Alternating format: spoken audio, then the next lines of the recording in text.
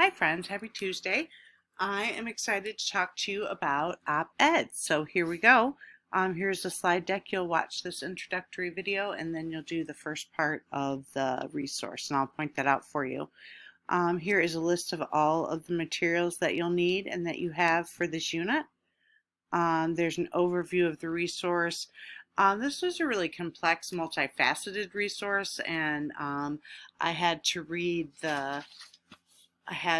the resource 2 or 3 times and then really go line by line and try to figure out what it was talking about. So I think I've done a pretty good job of outlining it here for you, but you're going to want to read it a couple of times because it'll take a minute to get your head around it too, I bet. So they're really big on ownership and agency, and that makes a lot of sense when you think about where this comes in the trajectory of all the resources. This is towards the end. So you want those students not only to have the skills and strategies that C3WP teaches, but also to take ownership and use those with agency. And we'll talk about that. And you'll notice actually that they give you ways to teach for ownership. They want you to name and model the purpose and impact.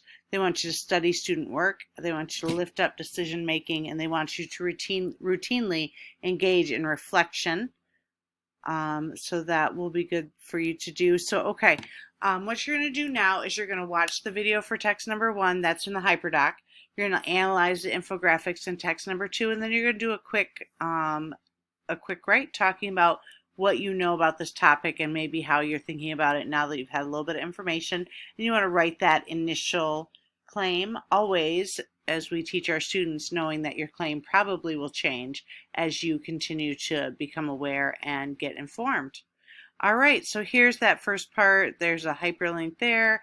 I love this resource because it throughout wants you to pause, to self-monitor. So as you're going through, you might want to do those just to kind of check in on your thinking. There's text 2, and then you'll come into the Zoom meeting at 1:15. We'll spend a half an hour going through. We'll share out.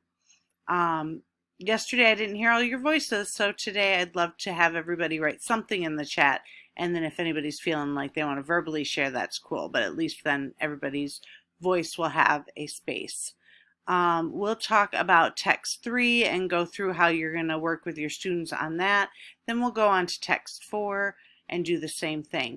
Now, right after that, you'll have an hour of independent work. During that time, you're going to choose 2 articles. There are text 5, 6, 7, 8. There are 4 texts to choose from, so you'll choose 2 of the 4, and your choice is going to hinge on what your claim is and where you want to take it. And the annotation that we did for text 3 and 4 will help you on that independent work.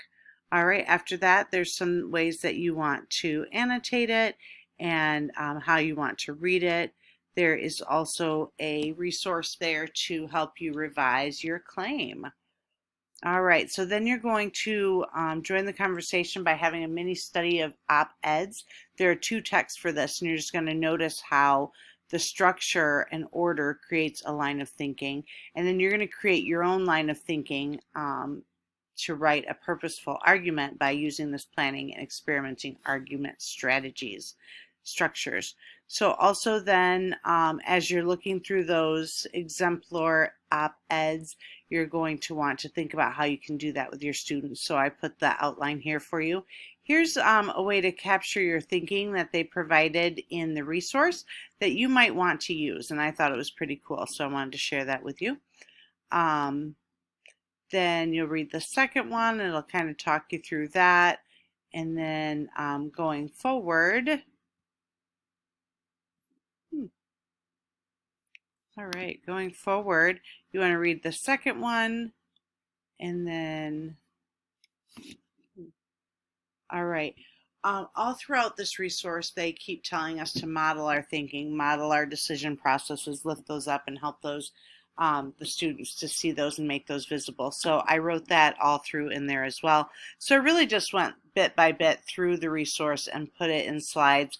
Use these if you'd like, don't if you don't, but that's totally fine. So this is talking about that final op-ed. And then I think this part's going to be super important. You want to chart the similarities and the differences between those 2 exemplars and talk to students about the moves that that authors make and the structures that they use and how that can help them. All right, there's ways to extend your study, and then